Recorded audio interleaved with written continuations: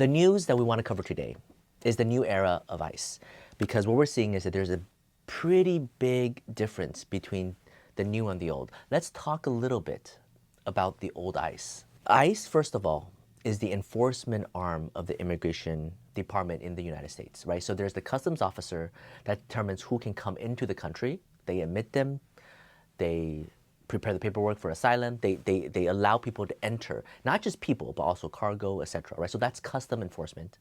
There's the consular officers that issues visas so that people can try to come to the US, but it doesn't mean guarantee that they'll enter, right? Somebody could get a visa, and then when they come in, customs might stop them and intercept them because they might be a national security threat, right?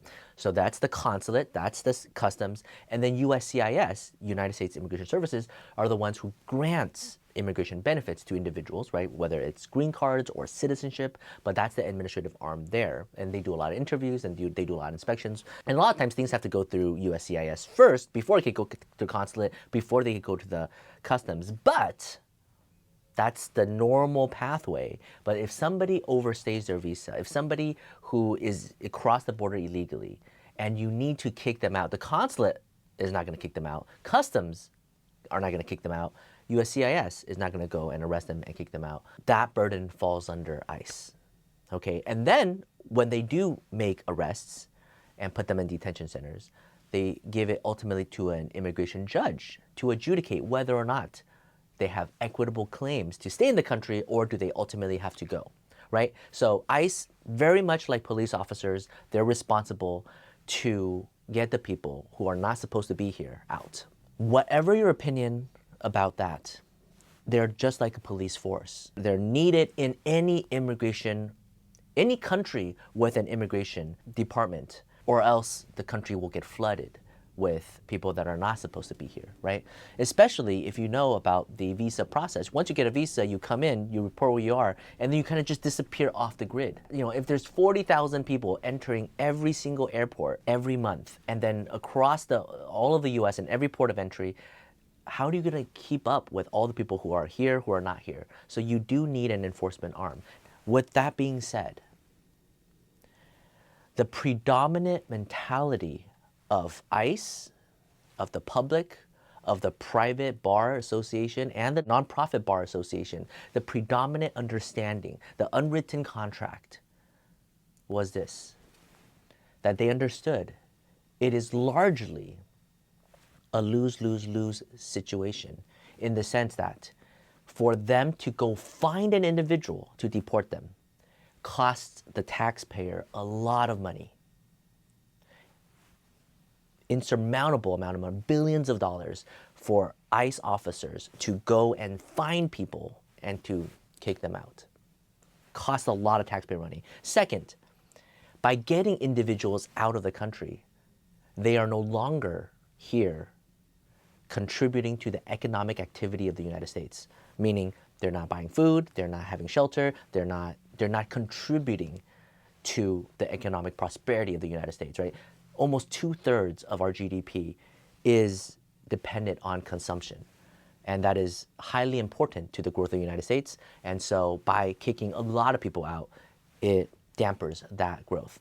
And the third loss is that a lot of people who are here are working. And when you pull people out, it harms the industries that are gravely needed. Whatever your opinion on that is, right? So let's just talk about the industries that heavily depend on a lot of people who are here unlawfully. Construction, all the highways, all the different things that needs to be built overnight in night hours, hospitality, and restaurant and farm work. So if ICE does go out and deport every single person who is unlawful and undocumented here, costs billions of dollars in salary and in government office to do, put them on planes, fly them out, right? Expensive. Second, the economic activity dampens.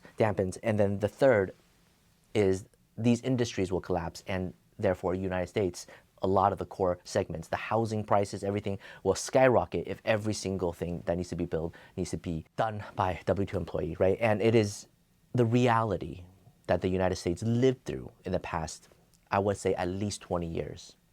Now, whatever your opinion on that is, that has been the underlying understanding, and therefore, ICE has a priority list of who they need to go after, who should they go after? A lot of times, the high priority are those with criminal records. I know there have been lots of families in the past 20 years that says, no, my family was deported, and it wasn't because, but in the large scale, generally speaking, in the past 20 years, even under the Obama administration, there was the highest deportation, but a lot of them, again, were with criminal backgrounds, DUI included, right? And those are things that most of the public can gather around saying, okay, if somebody has these criminal records and they're unlawfully here, that's just too many strikes. We can't allow that.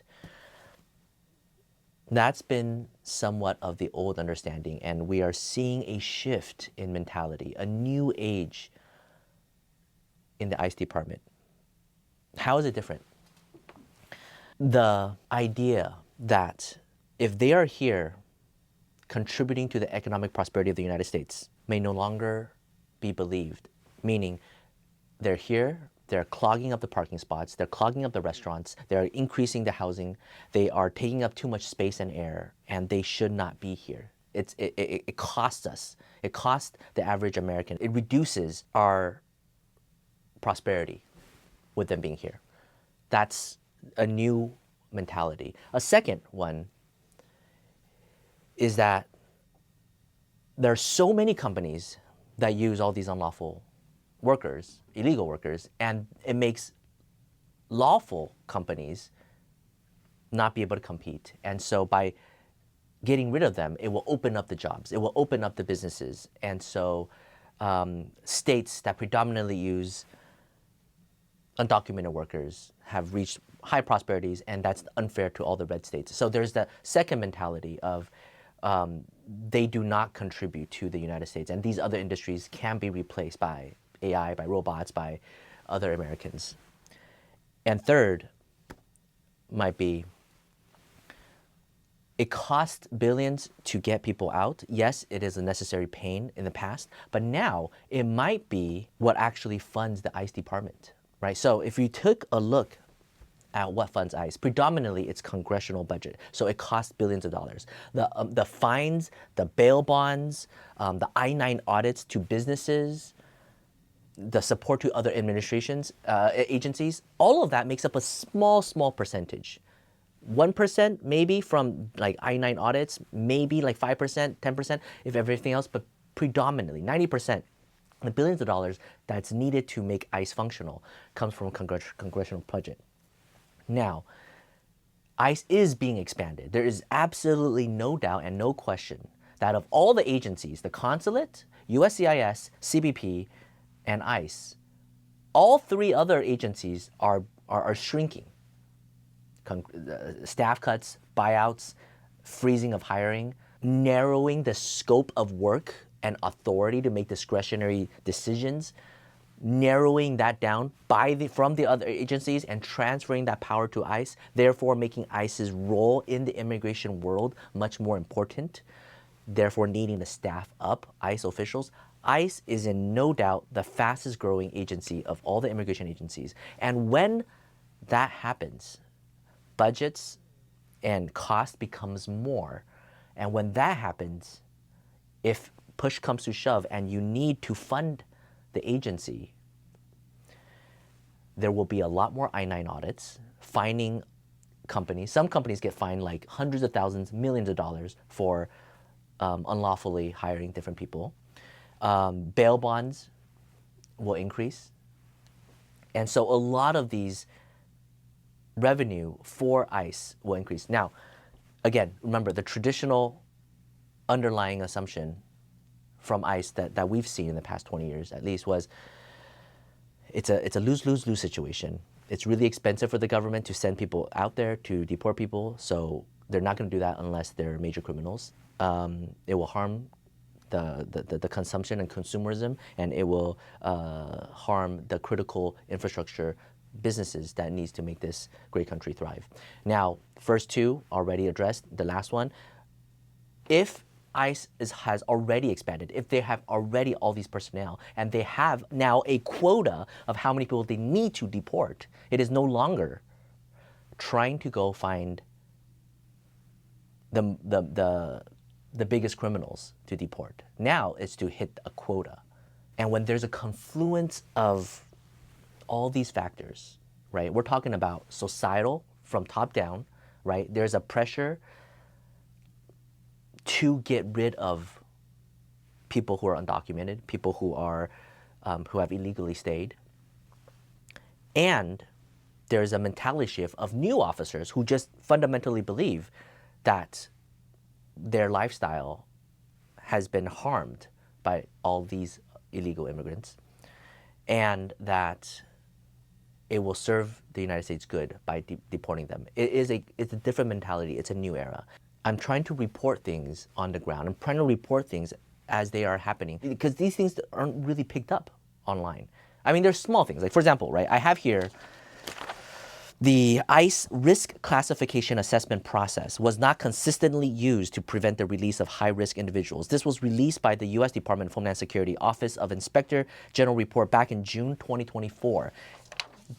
That was before this administration, and I could tell you now it is far worse. Before, what ICE is supposed to do, again, they're the enforcement arm, right? So if they catch somebody, they're supposed to use this tool to assess if they're a high risk or not. So it falls into two camps. Do they have mandatory detention? So if they do have mandatory detention, don't need to use this assessment, put them in detention and wait for trial, right? That's clear enough.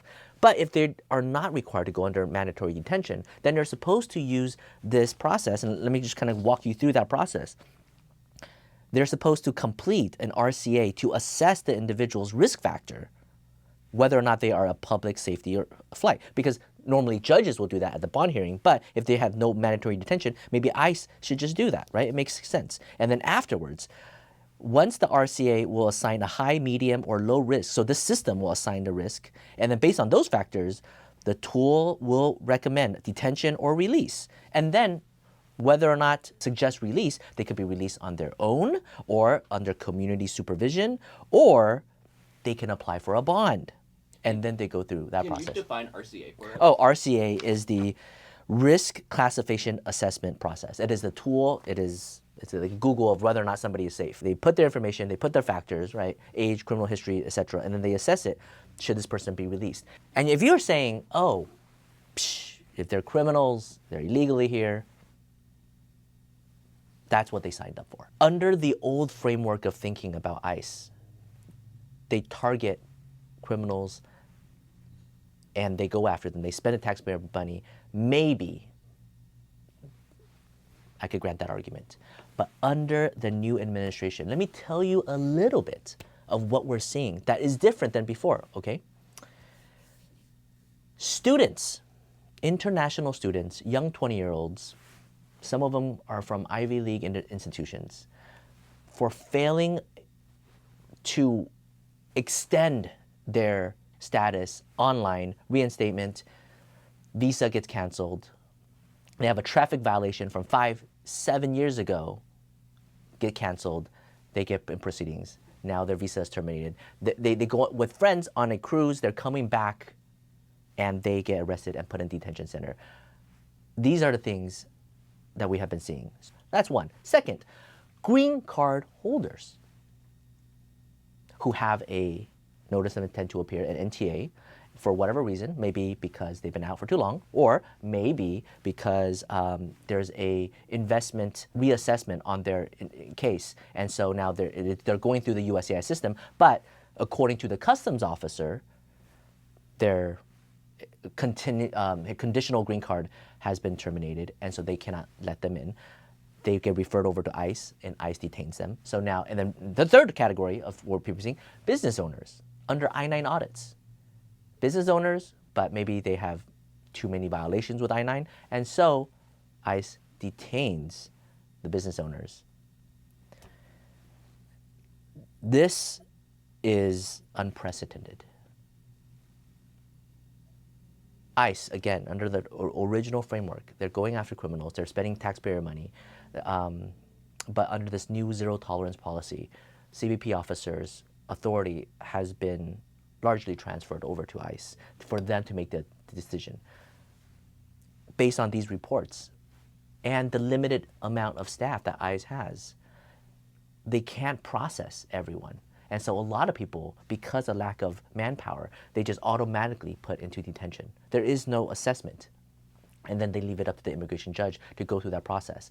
The system was built for deporting criminals. Now they're deporting green card holders. Maybe one day, US citizens. Who knows, right? Habeas corpus is being suspended. So that is the reality that we're facing. And maybe that is exactly what America wants, okay? I'm not putting any judgment right now, other than my facial expression, maybe. But I'm just seeing the transformation of our country. And personally, if you're asking me about my opinion, if you want to make immigration better, it really shouldn't be stripping away authority from consulate officers, from USCIS, from CBP, and then just increasing ICE. Every agency has a lot of responsibility and needs, and that's why we have one of the greatest immigration systems in the world. I understand maybe the priorities have shifted, but each agency could do so much good. Like, for example, ICE just was not accustomed to making all these assessments. They were used to going after the criminals. Now, you suddenly have them adjudicate all these student records and revoking their statuses. Traditionally, that was on the consulate, right? That was on USCIS's plate. Maybe let them do a little bit of that, right? Maybe increase the funding for these other government agencies so that they could do more, right? So I'm just saying the way to go about pursuing the change that you want to pursue, I don't think shutting down all the other departments and just, making one department suddenly really important is the way to do it in a government capacity, because it takes time to train up people. So that's just what I want to share on the ground, right? I mean, most people don't know, but as immigration lawyers, we deal with the I-9 side on the business front, right? A lot of businesses get audited for I-9s. And if you don't know what I-9 is, it's just basically ICE coming in and double checking, hey, how many employees do you have? Are they legal? Can I see their paperwork? And then, did you update it? Oh, you didn't update it. Okay, well, this person had a green card. Now it was expired and you didn't update it, so you get fined $500, right? So it's a way to make sure businesses are not hiring illegal immigrants. And the Department of Labor is making sure people who are getting green cards through the employment process are paying the fair wages and giving the first option to Americans first if they want to take on this job. And if Americans are not applying for the job, then fine, you can give it to an immigrant, right? So there's so many forces to make sure that businesses are hiring American workers. But as immigration lawyers, we're dealing with ICE on the business front. We're obviously dealing with ICE on the registration front if they're unlawfully here. I recognize it is an important part of the immigration system. Okay, it has to be. And so I do believe in ICE, and the prior director, I think some of our staff here worked for them before and have a good relationship, and it's fair, it's understandable. But we are in a new era. For better or for worse, I'm not gonna pine on that, but I'm just saying the way to go about doing things, I recommend a different path.